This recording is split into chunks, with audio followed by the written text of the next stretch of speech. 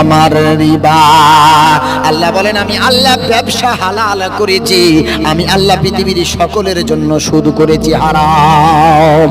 আবার আল্লাহ রাব্বুল আলামিন বলেন ইয়া আইয়ুহাল্লাযীনা আমানু তাকুল্লাহা ওয়া দারু মা বাকিয়া মিনার রিবা ইন কুনতুম মুমিনিন ফাইল্লাম তাফআলু ওয়ালা তাফআলু। আল্লাহ রাব্বুল আলামিন বলেন শোনো গো, যারা পৃথিবীতে ঈমানদার হবে তারা কখনো সুদের সাথে জড়িত থাকবে না। আল্লাহ বলে আমি আল্লাহ, আমাকে ভয় করো আর সুদের অংশ ছুঁড়ে ছুঁড়ে ফেলে দাও। পারবো সুদ ছাড়তে ইনশাআল্লাহ?